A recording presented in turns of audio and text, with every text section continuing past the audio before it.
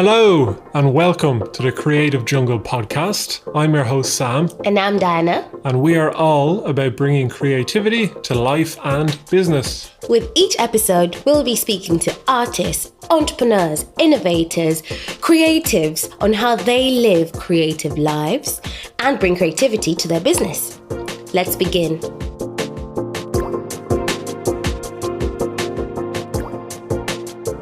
So today on the podcast, we have a very special and exciting guest, Tamzin Merchant. She's an English actress, best known for starring roles in Pride and Prejudice, The Tudors, Salem, and lately Carnival Row, which we absolutely loved. And we were just saying how much we loved her character. She also does loads of other creative things, which we'll find out more about. I feel like I'm in Hollywood right now. And we're very excited to learn about how Tamzin got started, what the film and TV business is like, any tips she has for anybody looking to get into those businesses, and what creativity means to her. So let's go. Hello. Good questions. Hi, guys. Hi, welcome. Thank you. Thanks for having me. No, you're so welcome. We're so excited to have you. Thank you. Time. Just for everyone hearing and listening, what do you want to tell us a little bit about what you're currently up to, juggling the various things you're doing now? Well, I'm currently sitting on my sofa in my pajamas a lot, which I think many people are doing. Yeah. But I'm at the same time, I'm working on my second book, which is the sequel to my book that's going to be published in January. So I'm working on book 2. And we're waiting for COVID to be okay to basically go back and film the last of season 2 of Carnival Row. So we have to film the last few episodes, but because of COVID, we've got a while to wait before we can do that. So writing a second book is quote unquote killing your time. Yeah, exactly. Amazing. And what's the first book about? Like, we read about it just a little bit before we got started. It just sounds so wonderful. The story sounds so great. Yeah, do you want to tell us a bit about what it's about? Yeah, it's called The Hat Makers, and it's set in Georgian kind of era London, but it's a magical version of London. And it's about this family of magical hat makers who make these hats with sort of enchanted ingredients that then, you could put a hat on and suddenly be able to, have a very witty conversation, and sort of all the great zingers would come to you because you were wearing like a special hat with, a feather from a bird that tweets really sharp, clever things or something. Yeah. So it's like, it's that kind of thing that they put on their hat. So it's, I'm not very good at explaining my book. I need to get better at this really. It's basically about Cordelia Hatmaker, who is this 11-year-old girl who goes on this adventure and has to ultimately make this very magical hat that will save a war if she makes it right and gets it on the right royal head in time. Wow. Yeah. That sounds absolutely amazing. Where did the inspiration come from? I have to ask. Really weirdly, it actually came from a dream that I had when I was shooting Carnival Row season 1. The costume department was so amazing in Carnival Row, and they kept on talking about having to make a special hat for David Jesse, who plays a Graeus. He has these horns, and his character is the most, beautifully dressed character in the whole show. And he has a special hat that was made to fit on his horns. So he plays a fawn. To anyone wondering why a man has massive horns. Yeah. Yeah. So the hat, they were talking in the costume department about this hat maker. And then that night I had this dream, and I woke my boyfriend Barney up at 4:30 in the morning. Yeah. This dream. And I was like, Barney, I've just had a dream about magical hat makers. And he was like, write it down. It was like, okay, what do you okay. And so I was like, okay. Then I wrote it down. I was so enthusiastic about it. I wrote it down. And then I thought, I'd been thinking about trying to write a book to kind of see if I could do it. And I thought maybe that's the kernel of the idea for the book. So I started wrote a draft that was like really, really bad. Yeah. And then I was it was going to be for children? Or yes. Yeah. I think because it was, the way the book kind of came in the dream, it was like appeared as a fully formed book in the dream. Wow. Yeah, it was really weird. But then, there was like 2 years of trying to write it and make it good. Yeah. Like it came as a dream, but then I had to put a lot of legwork in to make it a reality. Yeah, but that's amazing. It's like you had a little spark of inspiration and you have to take that and run with it to set it alight. Yeah, exactly. Yeah. So, I think it would be quite disheartening for people to hear like, oh, I just had a dream and now I've got a book. But it's like, no, it was easy. Yeah. Awesome. And when you wrote the first draft, is that when you started showing it to, I guess, potential editors and publishers being like, oh, I have this idea, does this work? Or no, I wrote the first draft and it took me several months. And then I read it again after about a month off. And I was like, oh no, that's not what I'm trying to do. And so I just basically started it again from scratch. And then that draft, about 6 months later, was the draft that I sent to the amazing lady who is now my agent, my literary agent. Amazing. Yeah. So it took me 2 full drafts and then rewriting as well on the second draft to actually then feel okay to send it to an agent. So it was a very long process. Yeah. And I was learning all the time. And I'm still definitely learning. As I do book 2. Yeah. Out of interest, just on that, did you have a routine for writing it? As in, did you go every Friday, 2 hours, I'm going to write a bit? Or did you get bursts of kind of inspiration and do it then? That's a good question. And actually, one of the things that I found in the process of writing it was I kind of created this structure that works for me, which is when I had a day off or days off in a row, I would basically do 3 hours a day of writing, generally in the morning. And I would always set a timer on my phone for 45 minutes. And then I would just put the timer on, put my phone on the other side of the room, turn the internet off, which is one of the keys for creativity, I believe. That's actually a really good tip. Yeah. Yeah. And then phone on the other side of the room, timer for 45 minutes. And I would sit down and I would write. And I'd do that 4 times a day. So for 3 hours a day. And then that would be it. After I'd done my 3 hours, I'd have the rest of the day to do with what I wanted. And I found that actually I was most creative when I kind of made for myself a space in which to play at the work, if that makes sense. Yeah. So I imagine that there are some people who create in a kind of Picasso-like tempest of energy, and that's fueled by pure kind of creative impulse. Yeah. But I find like if I did that, I would do it maybe once every 2 weeks and then burn out. And then after another couple of weeks, I had to like get back to it. Yeah. It feels like a daily practice, and making daily room in my schedule to do it was the way that I could actually do it in a way that, sustainably, exactly. Mm-hmm. So, and I know that loads of people probably don't have the luxury of that time, because as an actor, I have like a lot of time off.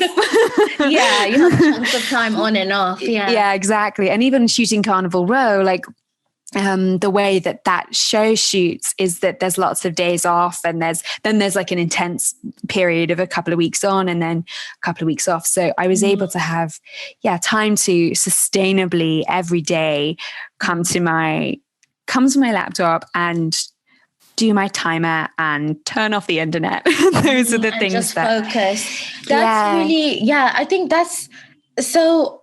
great to hear you say, because it's exactly that. I think the bursts of creativity that a lot of people see, or you see in kind of general media, I have this idea, and then I'll work on it for like 2 weeks, and then it'll be this amazing book, and then voila, I've kind of made it, of created a thing. Well, the reality is just Sam's favorite quote, chip away. He literally says that to me all the time, but it is about chipping away at something consistently. The routine. I saw a little video from the BBC archives with Roald Dahl.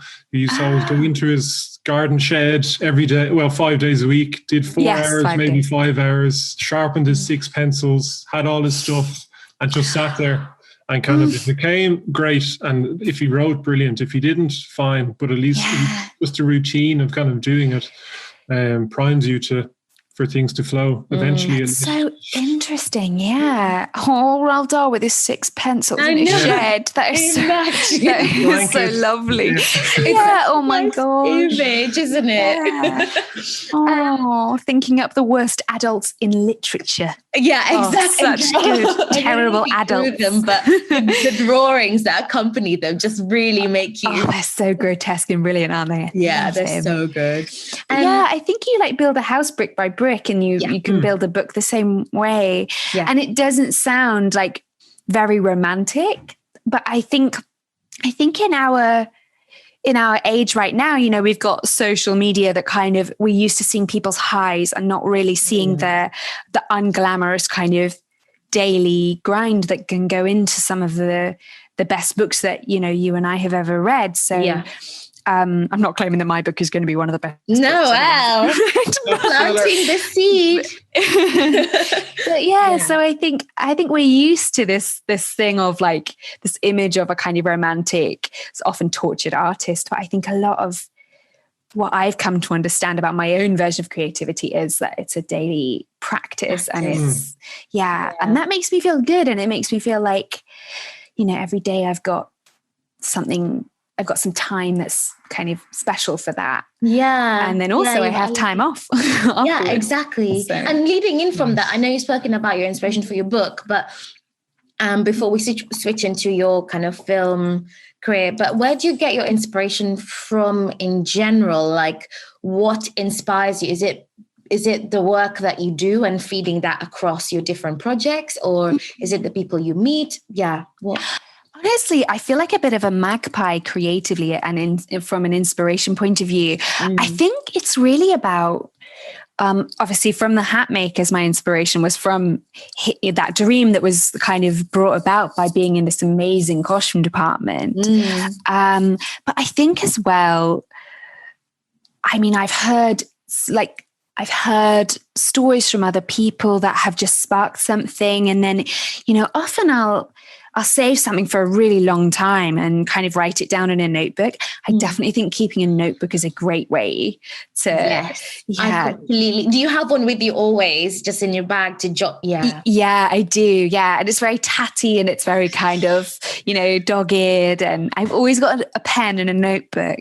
And I think just little something that makes you kind of sit up and take notice, or that sparks something. You never know what it's going to be, but it's all like this, you're like collecting treasure like a magpie. And some of the stuff will be like bits of tinfoil, and some of them might be like proper nuggets of gold. So I really love that. I really love that phrase. Treat your ideas like gold. Yeah, be a magpie collecting those shiny things, because you don't know where it'll take you. I really like that idea.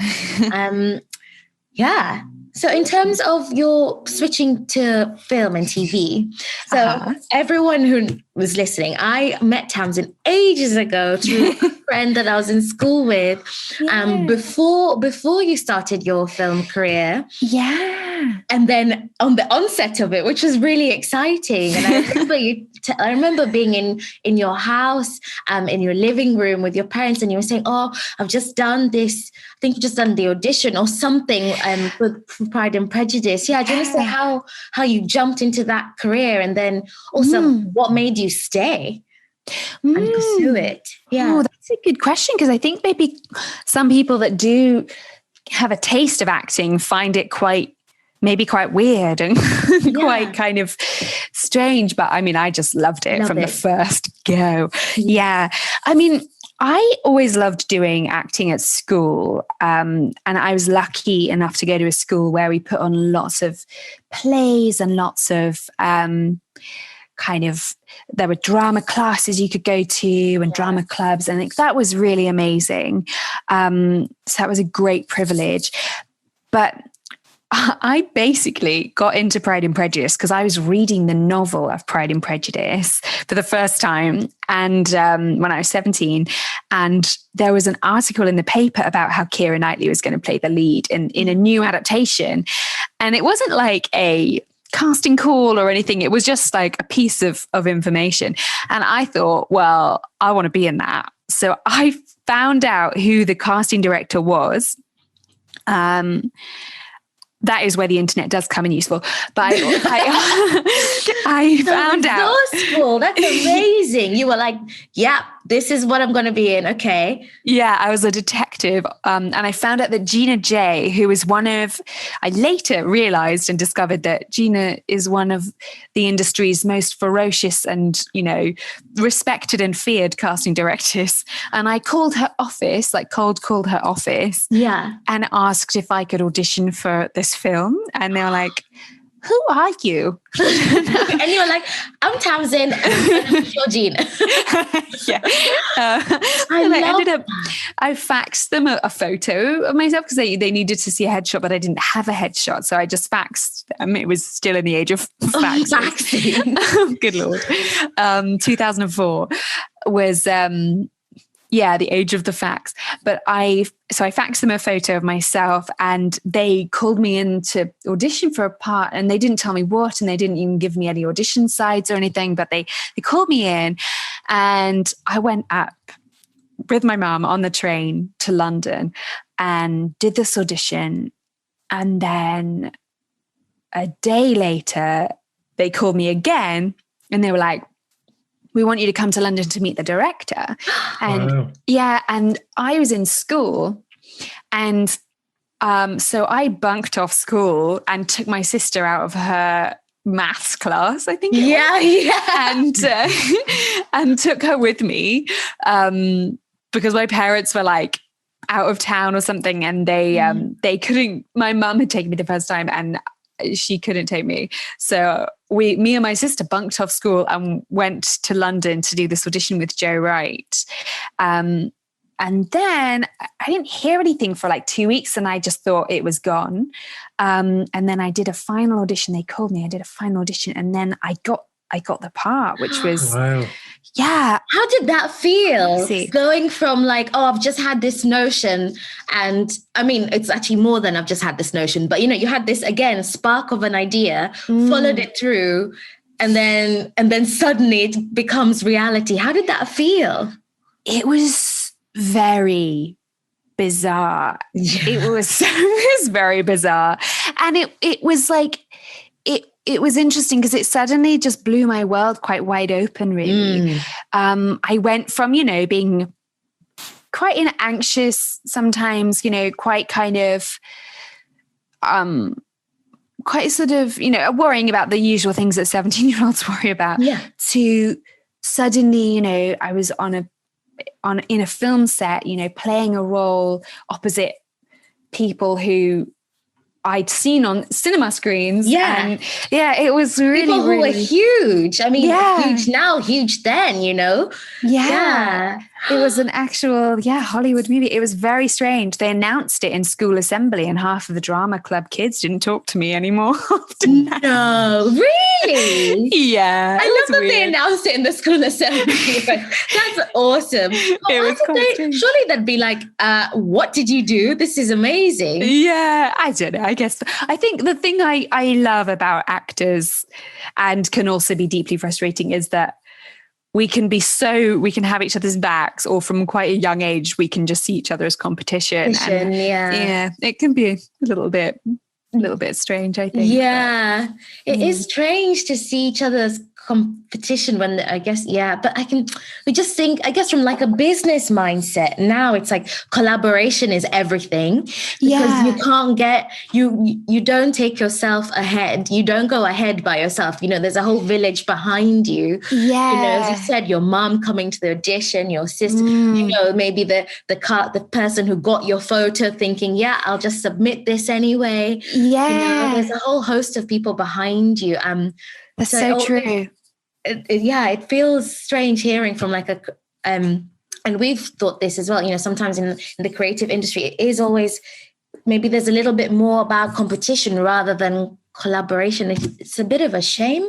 Yeah, it is. I definitely think we work best when we're all kind of, what's that saying? If you want to go fast, go alone. If you want to go far, go together. Exactly, yeah. I really think that that's true. Because there's definitely films where, or even I guess like Quentin Tarantino as an example, he tends to use the same kind of actors and actresses. Mm-hmm. So like there can be that where people kind of bunch together, they enjoy working together, and then they produce an awful lot more. It definitely can be helpful. Yeah, I think when you find your people as well, like when you find people that you love working with and inspire you and challenge you, like that's the sweet spot really. As an actor, as a director or a writer, like I think. Have you started finding your people that you're like, oh, actually, we can work on this project or try this out together? Yeah, very much. Yeah. Oh, that's so cool. Yeah. It's like things in the making. I can't wait to see them. This kind of brings us on nicely to the next question, which is, for anyone listening who wants to work in film and TV, what advice would you give to get started? And you've kind of given lots of really good examples already. And also just on the business side, there are obviously two different beasts. There's the creative performing side and then the business side. So any kind of general hints and tips there would be brilliant. Yeah. I wrote a couple of little notes down actually. Nice. I thought, so I think something that's really good to get started and to get started and to kind of try and thrive in acting and film and TV is to try and make your own luck. Like I did with calling the casting director. I mean, I don't know what, I genuinely, like, that to me was a moment in my life that was an absolutely pivotal moment. Like, I do not know where I would be now in the world or in life if I hadn't done that. So because I didn't go to drama school, I didn't kind of do any of the kind of very traditional routes into acting. I just bizarrely took a weird little shortcut. But so I'd say try to make your own luck and to make your own opportunities and also make your own projects. Like write something for yourself. If you're an actor and there's a role that you want to play that doesn't exist, write it and then write draft 2. It's definitely something I've learned. Write draft 2. Improved, Yes, exactly. And ask for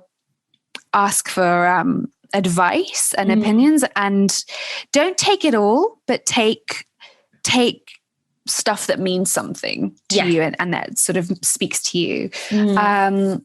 I would say try to grow your resilience without growing cynical. Love that. Nice. I really, really love that. Yeah. Because I think it's and I've been through periods where I've kind of grown a bit of a harder shell because sometimes that's the way to survive. But I think shedding cynicism and shedding entitlement have been two of my greatest allies and greatest paths that I'm still, I think it's kind of, you got to stay in constant balance with it rather than just shedding it once and being like, oh, I'm done with that. I think, shedding cynicism and entitlement and working for every opportunity and trying to earn it rather than just feel like you should be given something. I really, really love that. I think that's one of the best pieces of advice I've heard, actually, shedding cynicism and shedding entitlement, and that being a continuous process, because that definitely happens to everyone. You get something and you're like, yeah, I'm so on it, all over it. I'm going to get this next thing. Yeah. And then you don't, maybe you get that, and then you maybe don't get the third, and then you don't get the fourth. And you're like, oh, is that it? Am I over? You don't go thinking, you know what? No, I just need to work for it. Will come. And actually, I don't deserve everything I go for. Yeah. And that there are other people with other stories who deserve things, and that there are lots and lots of deserving people. Yeah. And that actually some of it's luck, some of it's taste of the people choosing.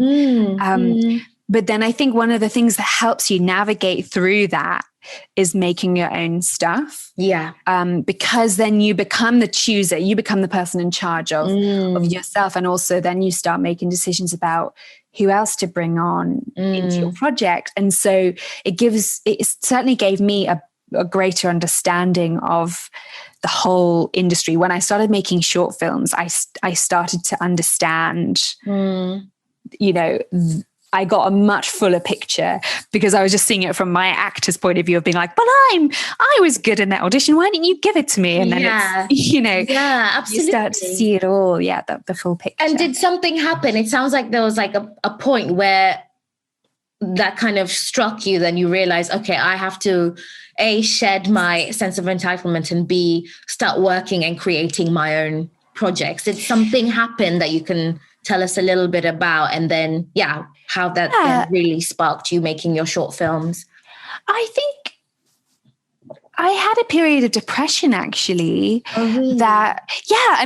It's actually one of the best things that's ever happened to me. Really? In the sense of that it helped me, coming out of it gave me so much more of a rounded view of people, of human beings. Yeah. And also I think it allowed me to kind of be okay with being imperfect and failing at times. And I think that is, I think not being afraid of failure is also really key. Because I think if you're afraid of failure, then perfectionism starts to creep in. And when that starts to creep in, then you get kind of locked in a stasis, because you can't do anything in case it's not perfect. And then it's like, stuck. Yeah, then you have poured concrete around your legs. You're trying to walk somewhere.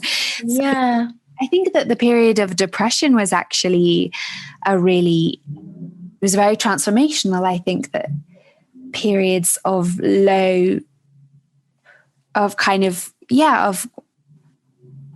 when you've got low energy and low self-belief, then when you come out of it, when you get yourself out of it, then that's actually you learn so many things about yourself, and what you want to say, and what's important to say, and also what you valued when you were down there, and what was the North Star that led you out of that place. So I found definitely that was a great moment of transformation. Wow, that sounds like it. And I've never heard somebody saying coming out of depression being a transformational period, but I can imagine that it is definitely, from going to that and then bringing yourself out. And what was your North Star that helped lift you?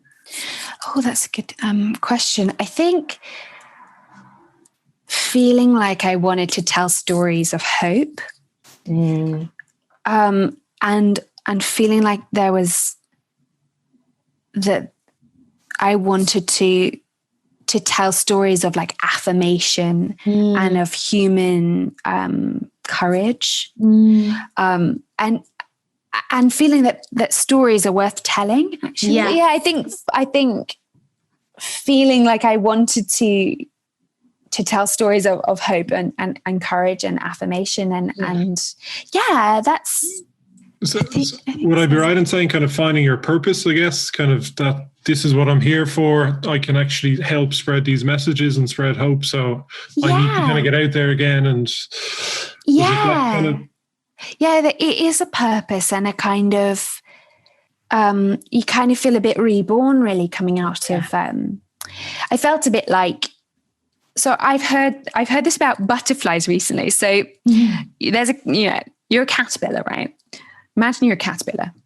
Then you eat all the leaves, and then you make a chrysalis around yourself.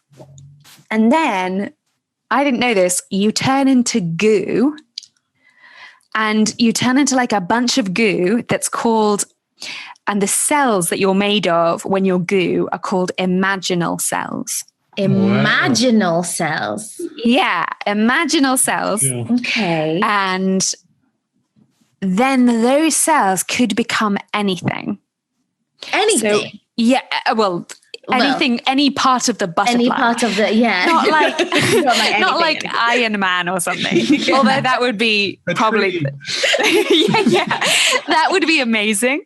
Yeah. But those cells, those imaginal cells, when you're goo, can become any part of the butterfly. So it could become a wing or a little antenna thing, or, the thorax, or like whatever other bits of butterflies there are. Yeah. So those imaginal cells. And I feel like having that time as in my own life, I felt like a little chrysalis full of goo in my depression.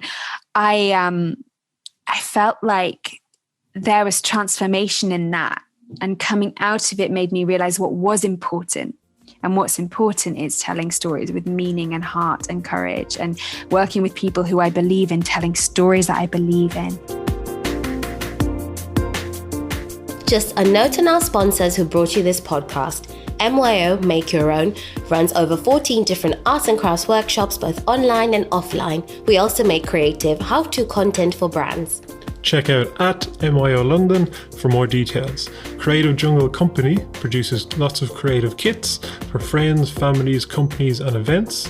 This podcast and also shares lots of learnings on creativity and creative thinking and how they could be helpful for you. Check out creativejunglecompany.com for more details on that. Back to the podcast.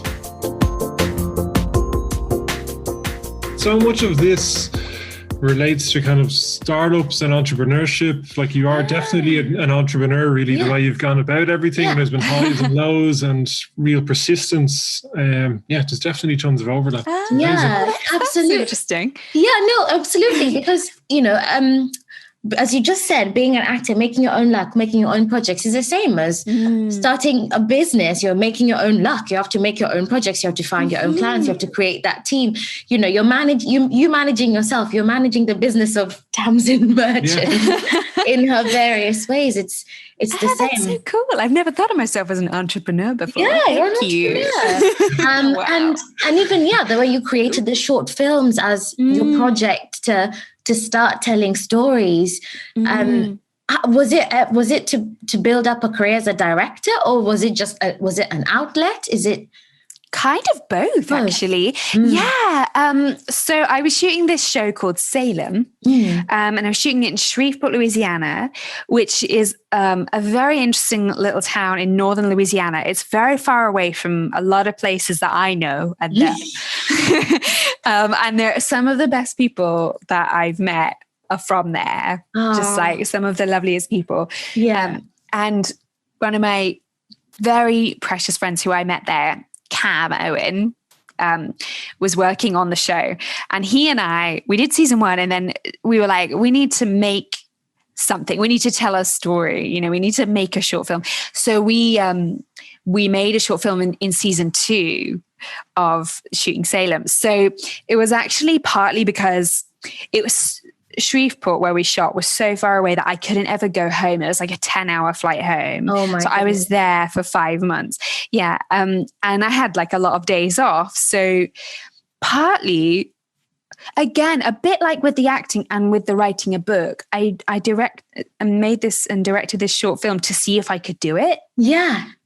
So yeah, I like approaching creative things just like to see if I can. It's like testing your skills. It's flexing your muscle. That's exactly what it is. Can I lift this? Can I do this project? Yeah. Yeah, exactly. And also I think what happens when you do it with this kind of curiosity, is you have this thing which is called beginner's mind, which I'm sure you guys have heard of. Yeah. And you sort of don't approach it with a sense of having anything to prove, like to back up something you've previously done, because you've never done it. So it doesn't matter if you fail at it spectacularly, because you're a beginner. So, and that's what beginners can do.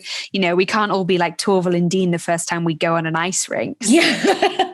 Although that'd be amazing. That would be amazing. Yeah.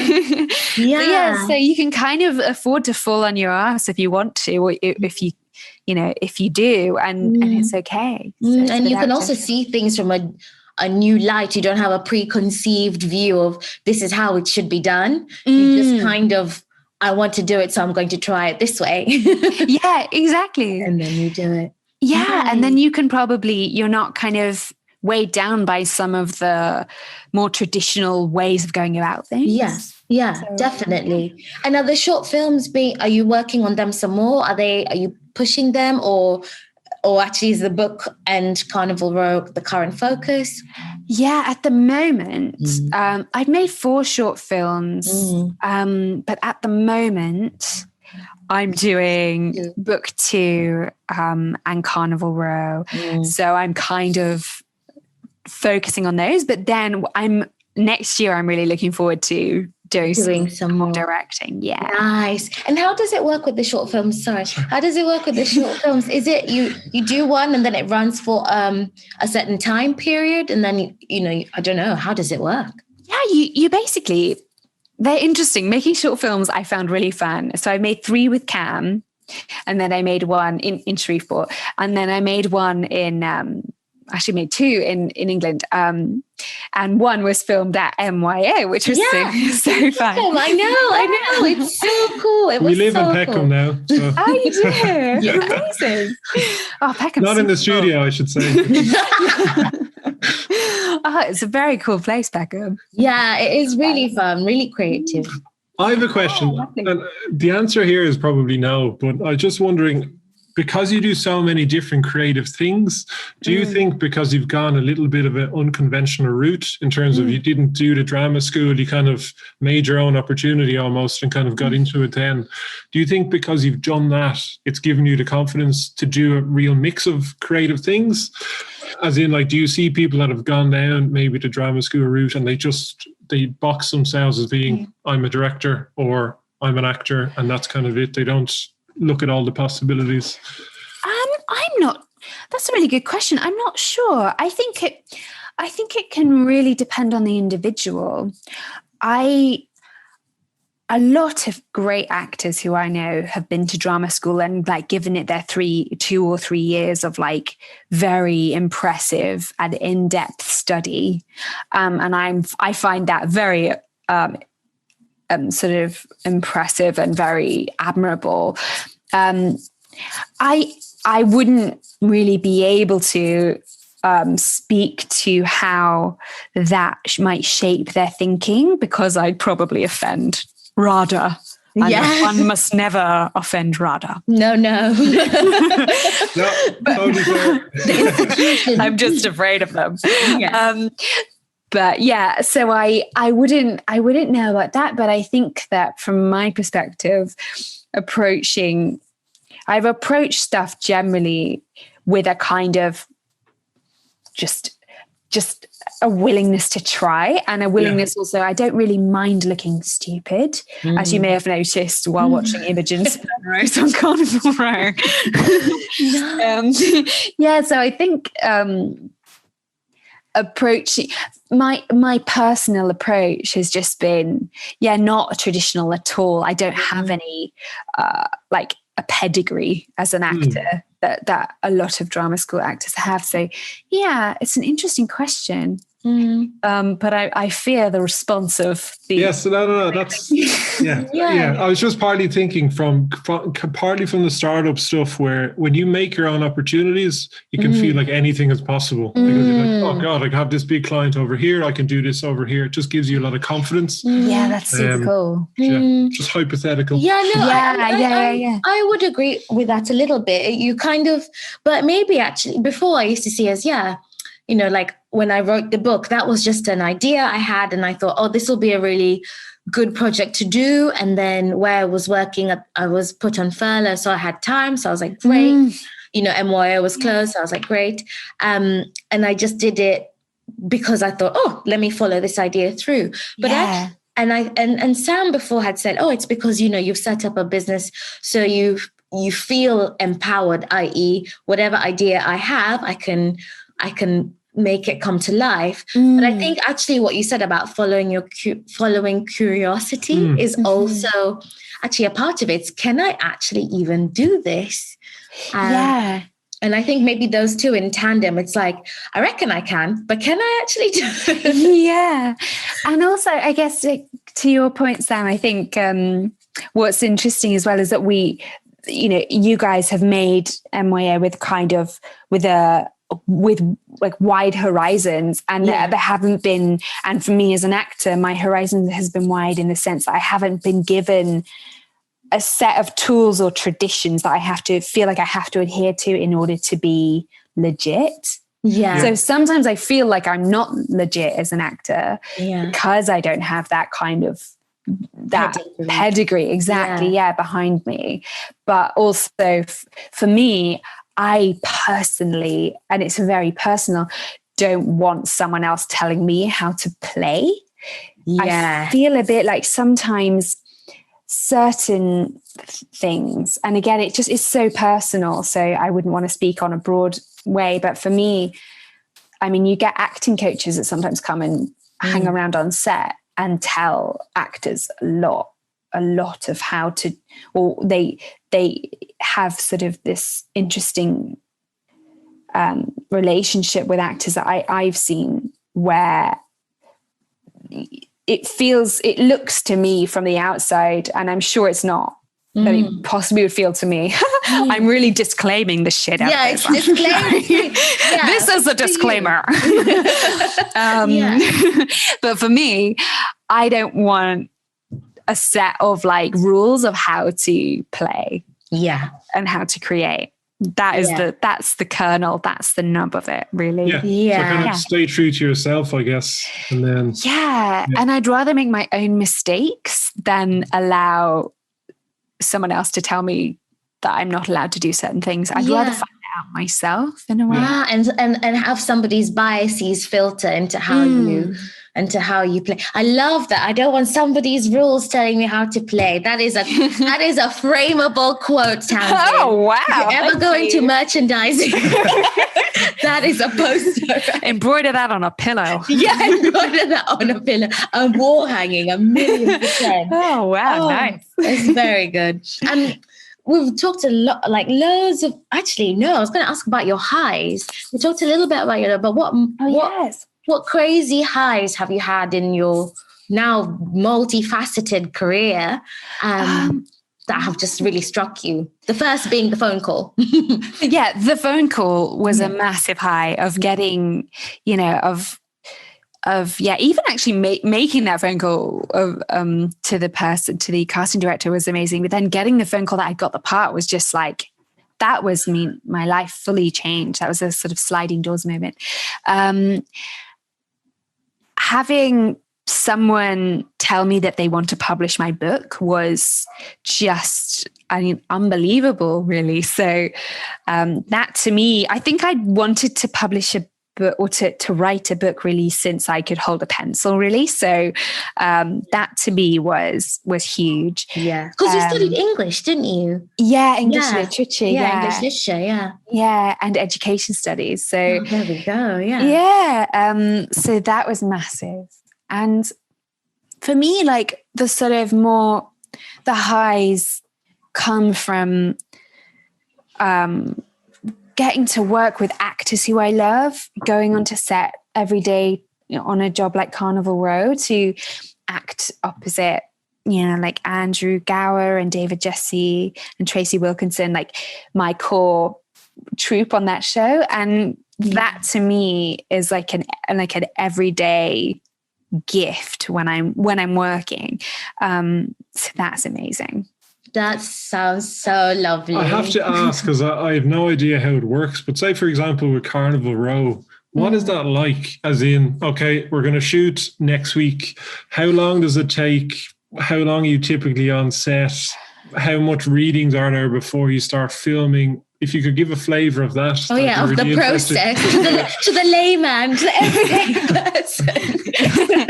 Okay, let me try, because at the moment filming is obviously suspended because of COVID. But for season 1, we shot in Prague for 5 months, and I got cast about 2 months before we started filming. Oh wow! Yeah. The scripts, we did 8 episodes, and a day of filming would be, I'd get picked up at like 5 a.m. and we'd be on set from 8 till 8. So 12-hour day. So 12-hour on set, yeah. But then you get picked up. So you're filming for 12 hours, but you get picked up like 3 hours before that because you've got hair, makeup, costume, and rehearsals and stuff. So yeah, it's usually like a 14, 15-hour kind of work day when you're filming, and that'll be 5 days a week. And then in the evening, do you just literally eat and go to bed? Because yeah. I thought you just partied the whole time. All day. 15 hours of filming and 9 hours of partying. So yeah, and it will be like you'll film about 3 or 4 pages a day. Really? Yeah, which is quite actually. Even that would be quite a lot. Sometimes you could film a page or 2 a day. Serious? Of script, yeah. Of script. So there's a lot of takes from lots of different angles. Yeah. Next time I'm doing something, you guys should come along and see. Yeah, I would love to see just like pure process. Yeah, live on set. Oh my God. Is scheduling a big thing then, as in for parts? Because if it's 5 months and you get 2 months notice, does that often happen where you're committed to something and you're like, I can't do it because... Yes. And that's where my agent comes in as well. Like, there'll be a point, when you get a job like Carnival Row, they have this thing called options, which is basically that they get to keep you on the hook for season 2, season 3, season 4, like as they go along. Yeah. So they get you to sign this option agreement, which basically means that they get first dibs on you. And that's really hard sometimes because you sign a contract and it's a huge, exciting job. But then when they're deciding whether or not to make the next season of the show, then you've got months sometimes where no one else can hire you because they can't insure you in case Carnival Row comes back and then they lose you halfway through their filming schedule. So that's a proper, it's an interesting, like, it's a wonderful, wonderful thing to get a job on such an amazing show like Carnival Row. But there's a kind of flip side sometimes to it. And I had the same on Salem. It's the same on every TV show. Yeah. So yeah, it's an interesting one. Especially, I guess, and I imagine it's not, well, probably more often than not, the seasons haven't been confirmed, like how far they want to take the story. So actually you don't really know whether... Yeah, exactly. And that's where like coming up with your own stuff or writing a book or something really becomes quite essential to your sort of artist soul, because if you're just waiting for the phone to ring, that to me saps a lot of creative energy and a lot of, excitement. So yeah, it's an interesting balancing act sometimes between. No, definitely. But again, I think you've just said a really golden nugget there. Just oh, have I? Yeah, just about that waiting for something to happen to you. Sap your creative energy. So it doesn't mean you shouldn't wait, but in that meantime, there's so much you can do with your talents or following your curiosity. Yes, exactly. I often say to people who are feeling frustrated by their acting career that they should also take up something else that they love, that they have control of. So I actually, when I was having a bit of a fallow period a while ago, I started doing a garden design course. No. Yeah, I did. And I did a whole year of it at a local college in Sussex, in Plumpton. And yeah, it was so good. And I learned how to design gardens, and I learned a lot about plants. And because I was kind of fulfilled in that way by that, I wasn't so like desperate to get an acting job. And then I got one that took me to America for 3 years. So it's like a very, I think when you can fulfill as much of your creative soul as you can with things under your own control, and that you can power yourself, then those opportunities, when they come along, you're almost more energized for them, and you're more confident for them as well. Yeah. And as you said, you're not I don't like using the word desperate, but you're not desperate for them, because you have that sense of fulfillment, and then you can look at those opportunities a bit more objectively. Probably, yes, absolutely. Yeah, definitely from a kind of self-esteem point of view. And but also I think if you can, financially be in a position, and it's hard as an actor, but like to take a job because you want to, not because you have to, also gives you more confidence. So yeah, I can imagine that. Yeah, balancing act. Next question, and this isn't on the one that I have written down, but say in 20 years' time, what would you like to be doing? As in, would you still like to be in lots of acting? Would you like to have 10 books published? Would you like to direct lots of films? Like, what's the kind of 20 Yes to all three. Yes to all. Everything. I want it all. Yep. And, yes, all of the above. I would. I think I really admire people who can have multiple strands and kind of sustain them. Like Emma Thompson is my absolute idol for her brilliant talent as, a writer and an actor. I think she's fantastic. And she's done all of those. She's done, those things really beautifully and really well, with a lot of meaning and a lot of grace. And she's just brilliant. So can you tell I have a bit of a crush on Emma Thompson? I also love Emma Thompson. She's just an all-round amazing human being. And her like activism is amazing, and she's fantastic. So I definitely would like to do all three. And I love how much more room and much more space women are taking up in the industry as actors and as creators. In the sort of post kind of motherhood kind of arena. That space was, I think, became much more dominated by men, and I think women were taking back our space, and I think that I'm really excited that that's happening. So more and more so. Oh, that sounds awesome. Gosh, I feel like we've covered all sorts of various things. I guess the last couple of questions. Have you met any heroes that you've struggled to speak to, or just been like, oh my God, you're my hero? Yeah. Have you met Emma Thompson? I met her in a theatre foyer once, and I felt like my tongue swelled up and I couldn't talk to her because I was just like, hello. I kind of like, I couldn't, my tongue went really dry and felt too big for my mouth, which is kind of gross. Yeah. And I think she probably thought I was quite a strange person. And you were just there being like, oh my God. Yeah. Oh, she's brilliant. How was it? Was it just awesome? Did you get to say all the things that you wanted to say and have no? Hello, babe. I kind of felt instinctively like I shouldn't just gush all of my thoughts about her to her. Because, there'd be a restraining order on me now, probably. I think she's brilliant. Yeah, it's really weird to meet a true idol. It's very strange. I remember I used to be a really big Kings of Leon fan. Pre the third album, the first two albums were great. Okay. But I went to see them at a concert, and then we ended up meeting them in a restaurant after, and I just couldn't say anything. Like the guys I was with all went over, hey, we're from Ireland, great to see you, and I just couldn't I had a King of Leon t-shirt on. I couldn't say anything.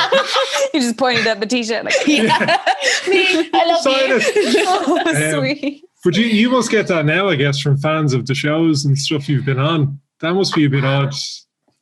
One time in Baltimore Airport, when I was very hungover, a man cried when I was trying to buy a cup of tea from him because he'd seen me in Salem. And I was trying not to be sick on or near him because I was just horribly, horribly hungover. But yeah, it doesn't happen very often. And I think I'm very glad about that. Yeah, but that sounds so nice. It must be, I know it probably is a weird feeling, but it must be such a humbling feeling to feel like you've impacted somebody that much. I think he was a very emotional man. But Emotional. it's nice to feel like something has touched someone and has been meaningful to them. Yeah. Or entertained them or amused them. Yeah, absolutely. Exactly. Yeah. It has like changed their perspective or made them laugh or given them new emotion.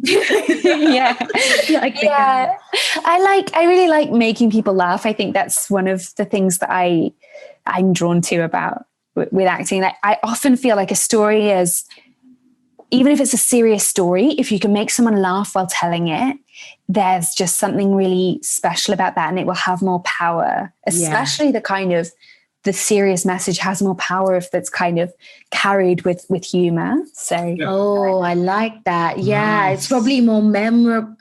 Maybe it's more memorable in that way. Yeah. Oh, I'd say it'll be interesting when your book comes out and is a bestseller. There'll be lots of kids running over. Oh my God. that'd be nice. I hope so. I'm hoping that it encourages kids to make stuff themselves, because it's about people who make hats, and I really hope that kids will see the magic in creating stuff. Yeah, I must say, from a kind of creative crafting, that's what we do. I loved that it was about crafting these. We should do a hat making like little workshop. Yeah, that would be awesome. Imagine, make your own magical hat. What would it do? Yeah. And then you pick the ingredients. Oh, that sounds like, I'm going to read this book. When I read it was for children, I was like, I feel like this would also be for me. Oh, that's so good. I would also enjoy this. And our bonus question is, if you had to, with all this wisdom and like your perspective that you've shared with us, it's honestly been so amazing, especially hearing it from a different point of view. We mainly have kind of business owners and entrepreneurs, but hearing it from from an acting writer point of view, it's been absolutely phenomenal. Oh, thank you guys. No, it really has. And from your, I guess if all of this advice wasn't here, and you had to recommend 3 books or podcasts or articles that have informed you with this perspective, or have really inspired you, or have changed your life, what would they be? Oh, that's interesting. Okay. That was the longest I've ever heard. I know. I loved it. I was like, where's it going? I know. It's like, I was just thinking that you just said so much good stuff, but I know loads of people will hear and be like, oh my God, that's really struck a chord with me. So I wonder what struck a chord with you. Yeah. Okay. Great question. Okay. So first of all, I would say there's this book called Women Who Run with the Wolves, which is by Dr. Clarissa Pinkola Estes. It's like it's very female kind of centric, but I've recommended it to men as well. Yeah. It's really brilliant, and she uses fairy tales and traditional folklore and stories to kind of illustrate points about the human kind of psyche and our creative lives and our creative cycle as well. That's really, really interesting. And one of my favorite things about her is just how she tells her story and how she tells the stories that she uses. There is also, if you want to kind of have an introduction to it, I would say get the book on tape of it, because it's kind of a condensed version of it, but it carries a lot of the same messages. The full book is massive, and it took me 6 months to read it. Oh, wow. Yeah. But so I'd say maybe she has the most beautiful voice as well, and she reads her book. So I would say get the book on tape. That would be number one. Number two would be TED Talks. I love TED Talks. Nice. Specifically Brene Brown's, I'm sure you've heard this one, the Power of Vulnerability. Such a good talk. And it really goes to a sort of just a daily life kind of perspective, but it also goes right to the heart of what it is to be creative, I think, in any walk of life. So I would say that. And then thirdly, I've got this quote. I actually found it. It's a Martha Graham quote. Martha Graham was an American dancer. Do you guys know this quote I'm about to read? No. Okay. So I heard this quote again recently, and it is so good. I'm going to read it to you. It goes, "There is a vitality, a life force, a quickening that is translated through you into action. And there is only one of you in all time. This expression is unique, and if you block it, it will never exist through any other medium and be lost. The world will not have it. It is not your business to determine how good it is, not how it compares with other expression. It is your business to keep it yours clearly and directly, to keep the channel open. You do not even have to believe in yourself or your own work. You have to keep open and aware directly to the urges that motivate you. Keep the channel open. No artist is pleased. There is no satisfaction whatever at any time. There is only a queer, divine dissatisfaction, a blessed unrest that keeps us marching and makes us more alive than the others." Bloody hell. That's the quote. It is so good, isn't it? It just gives shivers down my spine hearing that. Yeah, she's so good. But I love the kernels that I love in that. The two kernels are like that your expression is unique, and it's not our place to judge that. It's just our place to express it. Express it. Yeah. And you don't have to be satisfied, or actually, personally, I think sometimes sort of satisfaction makes you a bit complacent. Yeah. So I think you stay hungry, stay foolish is, that. Is at the core of that. What I loved about that is like that we're a vessel, we're a tool. So almost having that divine inspiration coming through us, and then we're doing this, we're being of service to it. Yeah. And then therefore we always have to be open to it. So yeah, to your point, satisfaction probably closes that, and you go, oh no, I'm not doing it anymore, rather than, oh, I have a new calling, listening, inspiration, spark. Yeah. Go do this. Yeah.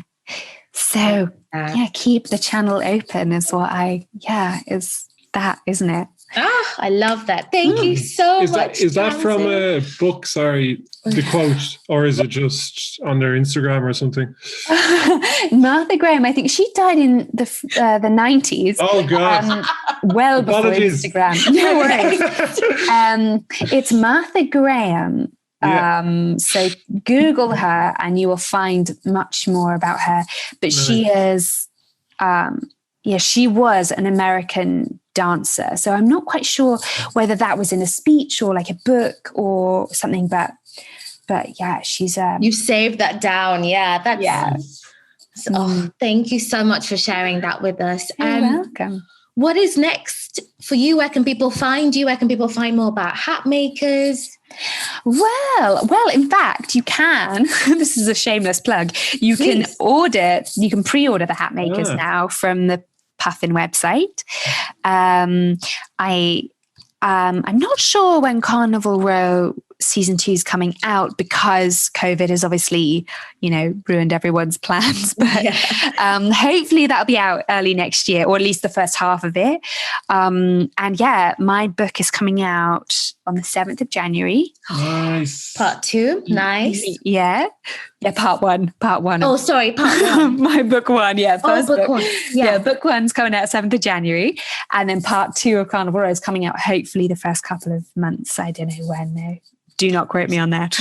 It's a really good date for a Christmas present, as in pre-order it, and then it comes the week and a half later, and it's an extra special gift for anyone listening. If you forget about all the ones you get on the day, it's the one that's a little bit after that. That you really got some remember. Space, exactly. We'll share the links when we send out the podcast so people can guys grab one. This has been amazing. Thank you so much. It's been so good talking to you guys. I know, it's been so much fun. And I think I have learned a lot, and we'll go and write down a whole bunch of quotes. Lots of notes. Oh my gosh, look at those. That we'll share with everyone. Amazing. So, how did the podcast go? What did you learn?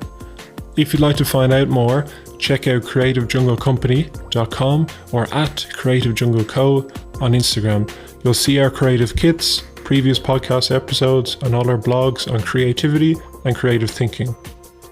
If you'd like to leave a review, we'd very much appreciate it, but we really hope you have a colourful and creative week.